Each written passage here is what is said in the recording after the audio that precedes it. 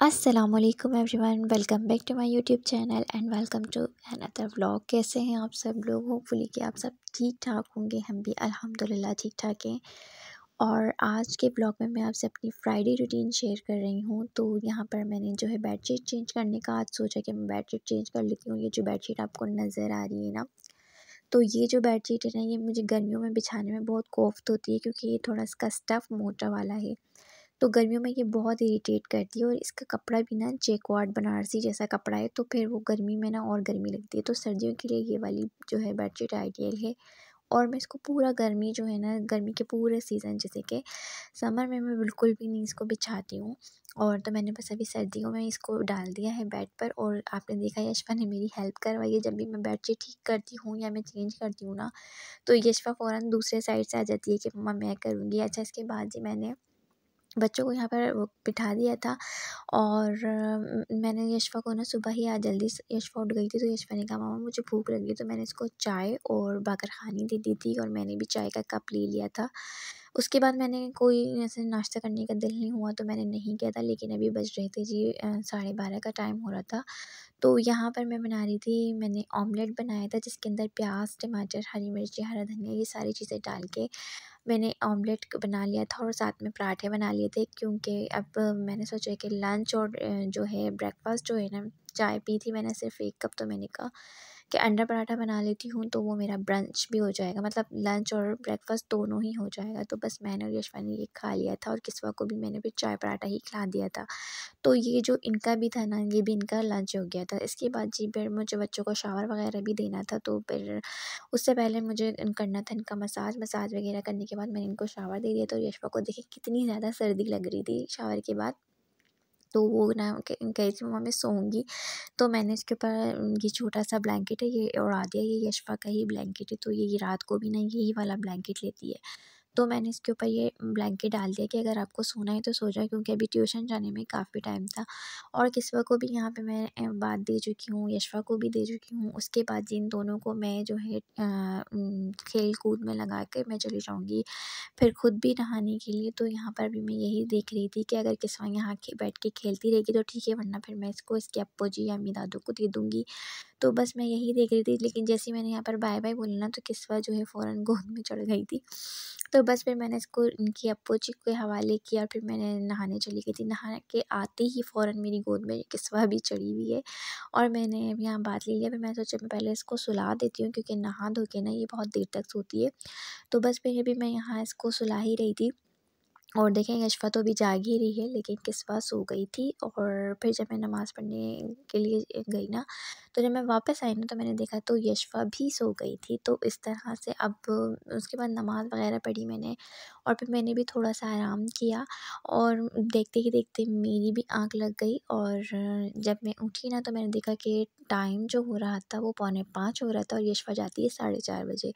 तो बस फिर यशफ़ा की छुट्टी हो गई, और मैं भी सो गई थी। तो इस तरह से उनकी ट्यूशन की छुट्टी हो गई थी। इसके बाद जी फिर हम उठे, और हमने देखा कि क्या पकाना है। तो मेरी मदर इन लॉ ने मुझे बताया था कि कोरमा बनाना है, और वो कहीं चली गई थी, हमारे रिलेटिव में कि निकाह था, तो वहाँ पे निकाह अटेंड करने चली गई थी।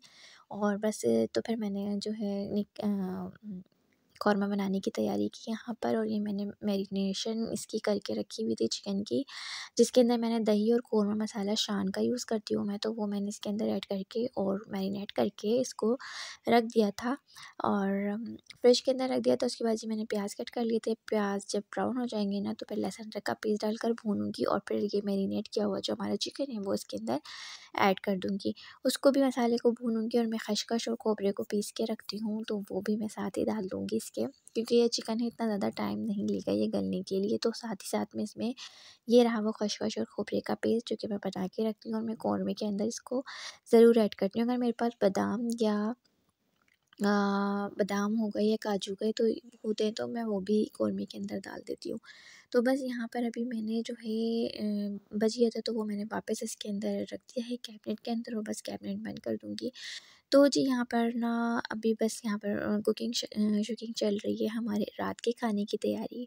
और यहाँ देखिए मैंने प्याज को ना ब्राउन करके रखा था और ये बिल्कुल कुरकुरी हो गई थी। और मैं आप लोगों को एक टिप बताती हूँ कि जब भी आपको प्याज ब्राउन करनी है और आपको उसको कुरकुरी से करने के बाद ना, यानी कि इसको ऑयल में से निकालने के बाद ना आप इसको फ्रीज़र में रख देंगे ना, तो वो बिल्कुल ठंडी होके कुरकुरी हो जाएंगी। और आप हाथ से ही उसको मसलेंगे ना, तो ये इस तरह से चूरा हो जाएंगी।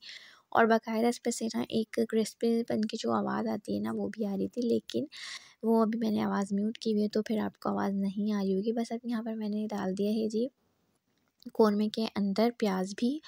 और दूसरी तरफ जी मैं बना रही थी यहाँ पर कीमा और करेले का सालन भी। तो ये वाला सालन मैं अपनी सिस्टर इन लॉ का बना रही थी। तो जी यहाँ पर एक तरफ मैं बना रही हूँ कौरमा, दूसरी तरफ बन रहा है करेले कीमा। और ये टमाटर ये मैं कौरमे में नहीं डालूँगी, ये मैंने काट के रखे हैं करेले कीमे के लिए।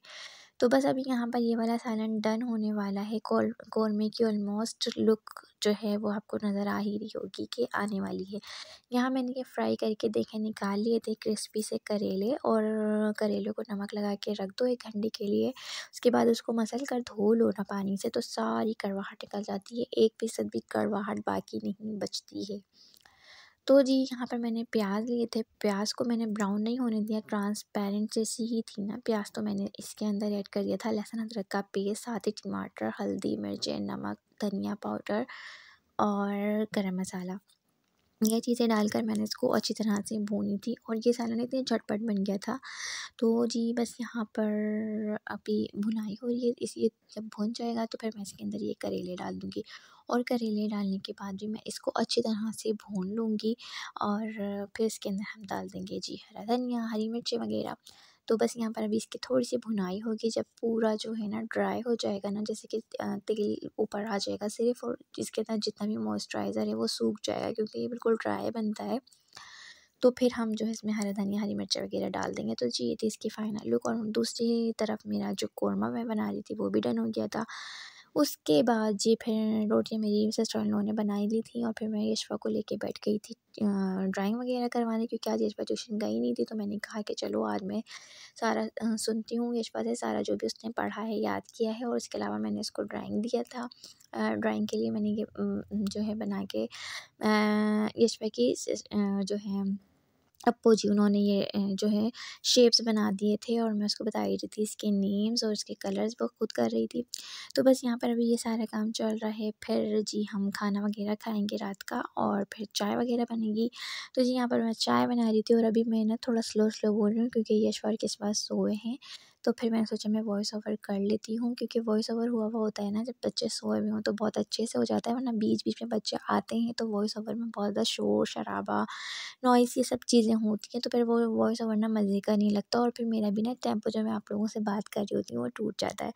खैर यहाँ पर मैं चाय वगैरह निकाल रही हूँ, इतनी देर में आप लोग वीडियो को लाइक कर दें, चैनल पर न्यू हो तो सब्सक्राइब कर दें और प्यारा सा कमेंट कर दें अगर वीडियो ज़रा सी भी अच्छी लग रही हो तो प्लीज़। अच्छा, तो यहाँ पर बस चाय वगैरह निकालूँगी, चाय वगैरह पी लेंगे हम। उसके बाद जी फिर मैं बच्चों को सुलाऊँगी, उनको फ़ीड दूँगी यशफ़ा को। तो फिर यशफ़ा तो जो है यशफ़ा जल्दी सो जाती है और किस्मा हमेशा लेट ही सोती है। तो किस्वा जो है ना रात को दोपहर में सो जाती है, तो इस वज़ह से वो थोड़ा-सा लेट सोती है। यशफ़ा दोपहर में नहीं सोती तो फिर वो जल्दी सो जाती है। तो अभी देखिए यहाँ पर यशफ़ा जो है सो चुकी है। मैं आपको रात का वक़्त हो रहा है, 12:30 का टाइम हो रहा है और मैं आपको टाइम ही शो करवा रही हूँ कि किस्वा देखिए स्टिल जाग रही है, लेकिन यशफ़ा सो चुकी है। तो जी ये था मेरा व्लॉग और ये था मेरा दिन और ये थी मेरी फ्राइडे रूटीन। उम्मीद है कि आपको अच्छी लगी और अगर अच्छी लगी है तो प्लीज़ वीडियो को लाइक कर दें, चैनल पर सब्सक्राइब कर दें। मिलूँगी नेक्स्ट व्लॉग में, तब तक के लिए अल्लाह हाफ़िज़।